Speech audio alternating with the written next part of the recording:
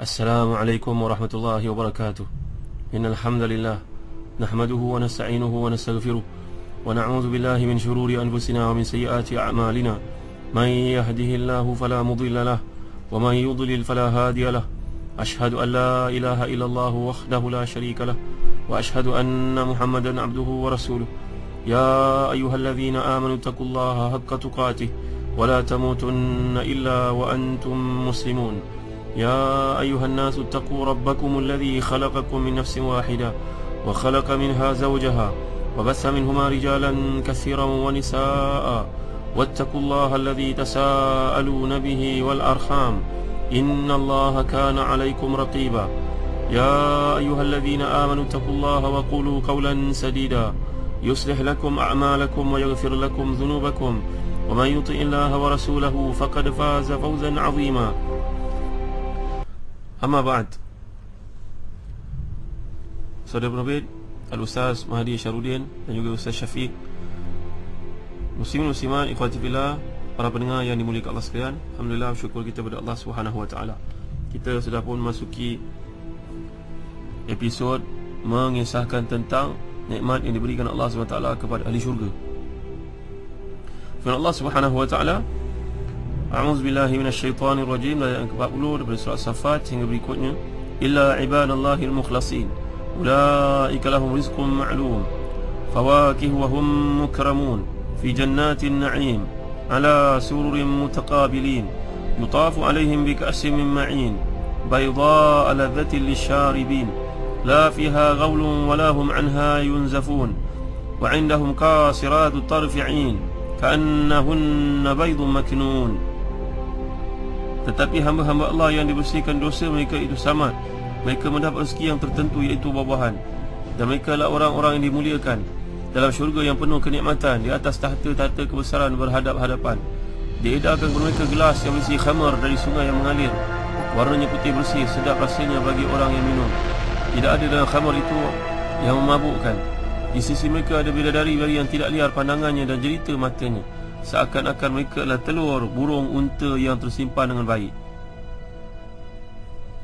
Muslim-muslimat yang dirahmati dan dikasihi sekalian, sekarang masuk kepada episod menceritakan tentang nikmat Allah SWT kepada ahli syurga. Kita ni bergembira kat syurga. Kalau seorang itu masuki syurga, lebih hebat daripada hari raya yang dialami di dunia, tuan-tuan yang dimuliakan Allah sekalian. Gembira tak kita pada hari raya? Tentulah gembira kan, tuan-tuan yang dimuliakan Allah sekalian. Sebenarnya hari raya bagi orang Islam ni berulang tiap-tiap minggu, itu pada hari Jumaat.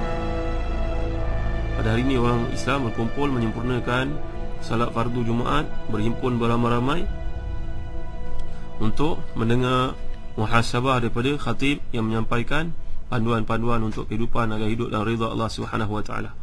Di samping itu orang Islam juga ada hari Aidilfitri dan Aidul Adha. Ini 3 hari mereka bergembira kerana telah melaksanakan perintah Allah Subhanahu wa taala dan mudah-mudahan mendapat maghfirah, keampunan daripadanya. Sebab disebut dalam hadis, al-jumu'atu ila al-jum'ati kafaratun lima bainahuma majtunibatil kaba'ir. Jumaat kepada Jumaat penghapusan kepada dosa, dengan syarat dia menjauhkan dosa-dosa besar. Tuan-tuan, mungkin tak ramai di kalangan kita ni sedar bahawa hari raya kat dunia ni sebenarnya gambaran bagi hari raya yang akan kita raikan di syurga, insya-Allah. Namun kegembiraan pada hari itu jauh lebih hebat daripada kegembiraan kat dunia ni, tuan-tuan. Tunggu hari raya tahun depan, nak berseronok gembira jumpa dengan adik-beradik, sanak saudara, setahun sekali dia jumpa. Sebab kata Ibn Rajab Al-Hanbali, adapun hari raya bagi orang Islam di syurga, hari di mana mereka menziarahi Tuhan mereka. Ya Allah, tiada nikmat lebih besar daripada itu. Bayangkan kalau kita dah bertemu dengan datuk kita yang telah meninggal dunia, yang banyak jasanya kepada kita, bertemu dengan ayahanda kita yang banyak menjadi memberi motivasi kepada kita, yang telah pun pergi, sebagai contoh ibu kita. Tapi ini kalau kita melihat Allah Subhanahu wa taala, tuan-tuan, yang bertajalli kepada semua yang masuk syurga, memandang kepadanya, maka tiada nikmat yang lebih besar daripada nikmat itu, tuan-tuan. Itu sebab hari Jumaat dikenali di kalangan ahli syurga sebagai hari bonus, Yaumul Mazid. Kerana pada hari itu segala kenikmatan, kebahagiaan dirasakan oleh mereka. Hari Jumaat perjumpaan di antara ahli syurga dengan penduduk syurga. Perjumpaan tersebut, tuan-tuan, dimulakan dengan perhimpunan dekat bazar syurga, dipanggil Suqul Jannah. Jadi bazar ni bukan untuk berjual beli, tetapi menjadi satu tempat bagi ahli syurga berjumpa satu sama lain. Selepas berkumpul, mereka akan bersama-sama mengunjungi tempat mereka akan bertemu dengan Allah Subhanahu Wa Taala. Ini sebutlah hadis-hadis yang sahih.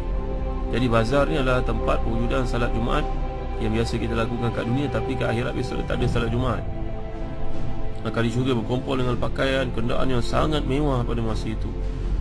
Bayangkanlah apa kenderaan tuan-tuan nak miliki kat dunia. Kereta yang paling mahal, Bugatti Veyron apa namanya. Dan dapat kereta tersebut, kat akhirat besok tak ada tidak petrol station yang akan menerima untuk isi minyaknya. Ataupun seorang pakai kereta yang paling hebat itu kat akhirat dipandang macamlah kita paling dipandang kereta kodok 100 tahun lampau umurnya. Jadi tuan-tuan yang dimuliakan Allah sekalian, dalam hadis riwayat Muslim daripada Anas Malik, Nabi SAW sabda, sungguhnya dalam syurga ni ada satu bazar yang dikunjungi pada setiap Jumaat. Maka angin pun bertiup menyentuh wajah dan pakaian mereka dengan kasturi. Mereka pun menjadi bertambah tampan dan juga hebat. Mereka kembali kepada isteri-isteri mereka yang menyambut mereka dengan ucapan, wahai suami kami, engkau menjadi lebih tampan. Dan suami-suami ini pun akan menjawab, demi Allah, kamu juga bertambah cantik dan indah. Jadi tuan-tuan, dalam hadis yang panjang pula riwayat Tirmizi dan Ibnu Majah, Nabi SAW menjelaskan bahawa ahli syurga memasuki bazar, mereka ditempatkan di tempat duduk yang sesuai dengan amalan masing-masing. Ada yang duduk di atas kursi daripada emas, ada yang duduk di atas kursi buat permata, ada yang duduk di atas kursi buatan daripada perlian, dan ada yang duduk di atas kursi buatan daripada perak.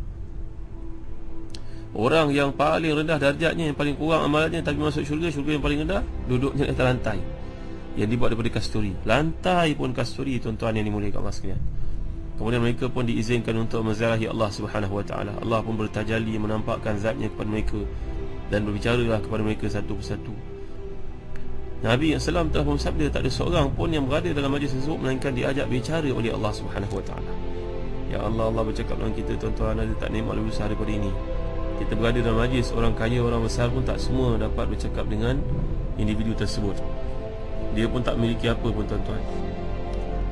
Kekayaannya kalau nak dibandingkan dengan kekayaan Allah SWT, tak mampu nak dibandingkan sama sekali. Orang yang paling kaya di dunia ini, paling kaya di dunia ini, tengoklah Wealth Club, tuan-tuan. Dalam Bloomberg yang terbaru, edisi beberapa bulan sudah, minggu sudah, menceritakan tentang the best 500 companies dalam dunia, yang didahului oleh Shell, diikuti oleh Exxon Mobil, dan company orang Islam hanya ada Petronas saja. Company lain tak ada, Masya Allah, malang sekali daripada negara kita, tuan-tuan, maksudnya.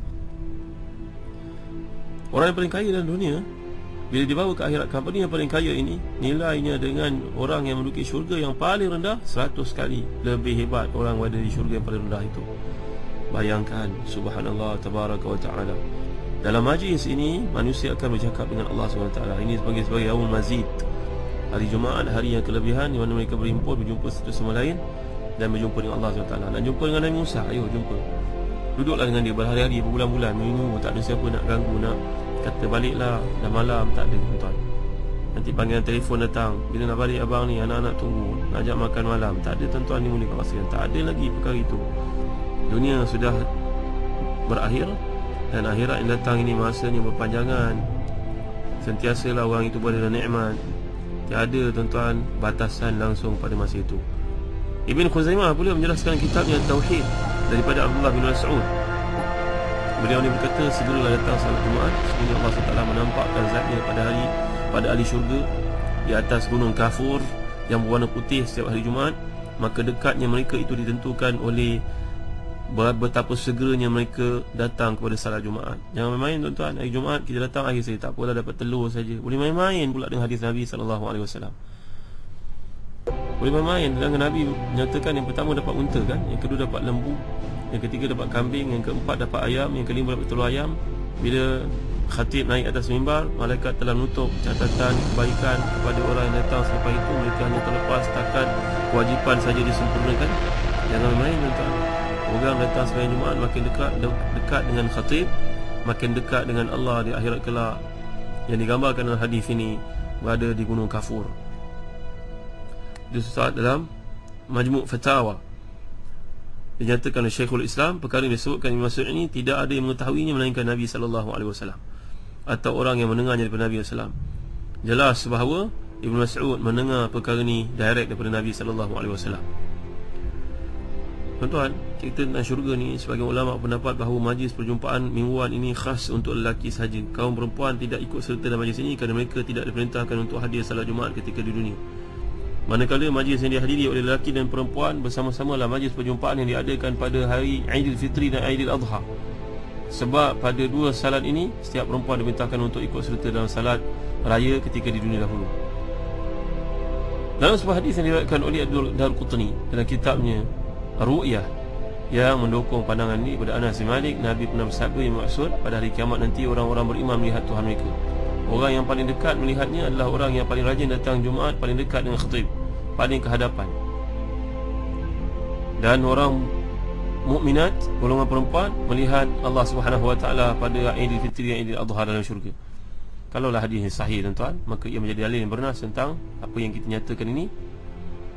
Tetapi mengikut Ustaz Omar Muhammad Nur, dan sanadnya terdapat satu kelemahan, kan ada beberapa perawinya yang majhul. Mungkin sebab itulah Ibn Katsir dalam kitabnya Al-Fitan wal Malahim melemahkan pandangan ini sambil berkata pandangan ini memerlukan dalil yang tersendiri. Jadi pandangan yang rajih, yang lebih sesuai dan serasi dengan hadis ini, tidak ada perbezaan antara lelaki dan perempuan di kalangan ahli syurga tuan-tuan untuk melihat Allah SWT. Kerana dekat akhirat besok sudah tidak ada lagi batasan yang kita gambarkan seperti di dunia, ketetapan Allah SWT. Kalau pendapat ini kita terima, perempuan dinyatakan tidak mendatangi bazar syurga, mereka tidak terhalang daripada memandang Allah SWT di tempat masing-masing. Sebab itu para ulama menjelaskan bahawa tajalli, iaitu Allah menzahirkan zatnya, tidak dibatasi oleh ruang dan tempat. Faham betul-betul tuan-tuan ya? Tuan nak memahami lebih lanjut perkara ini, rujuklah dalam majalah Solusi, dalam kolom akhir zaman. Penjelasannya amat terperinci tentang syurga, tentang nikmat syurga, tentang peruntukan yang diberikan Allah SWT ke dalam syurga. Pakaian ahli syurga berwarna sutera hijau. Sampai disebut kepada kita, tinggalkanlah kecantikan dunia. Bagi orang lelaki tak dibenarkan makan emas kerana ia adalah khas untuk orang perempuan di dunia, dan tidak boleh memakai sutera kerana itulah pakaian mereka di akhirat. Cerita tentang syurga ni tuan-tuan bukan apa untuk menimbulkan rasa seronok dalam ibadah pada Allah SWT. Mengenang nikmat yang Allah peruntukkan dalam syurga mampu memantau seseorang lelaki daripada melihat perkara-perkara yang haram, aurat seorang perempuan yang haram. Kerana peruntukan bidadari yang syurga yang peruntukkan Allah SWT itu adalah untuk mereka menjaga pandangannya.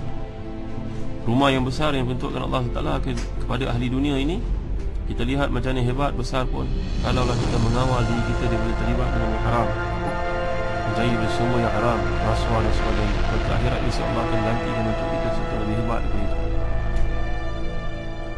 Kalaulah di dunia ini kita bangga melihat kenderaan yang hebat, kita tidak akan tergama bagi orang beriman untuk melakukan perkara yang haram yang dengannya menyebabkan kita dapat kenderaan seperti itu.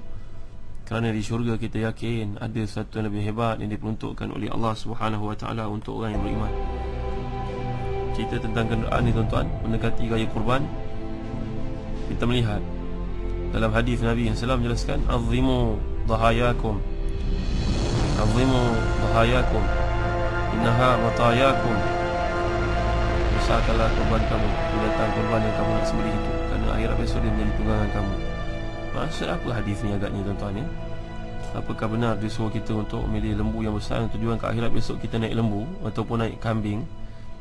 Jadi perlu pada penjelasan lah tuan-tuan hadis ini. Bacalah dalam majalah Al-Ustaz edisi kurban untuk kita faham maksud yang dikehendaki oleh kenyataan tersebut. Besarkanlah binatang kurban kita supaya dia menjadi tunggangan untuk kita naiki ke akhirat. Adakah seperti itu maksudnya orang naik kambing kata tekan sirat, atau mereka naik lembu? InsyaAllah perkara ini boleh kita sentuh sedikit sebanyak dan kita akan datang kerana berkaitan dengan nikmat syurga yang sedang dihuraikan sekarang oleh ayat ya Allah SWT. Allahu a'lam. Wa sallallahu ala sayyidina Muhammad wa ala alihi wa sahbihi wa baraka wa sallam. Walhamdulillahi rabbil alamin. Wa barakallahu fikum. Wassalamu alaikum warahmatullahi wabarakatuh.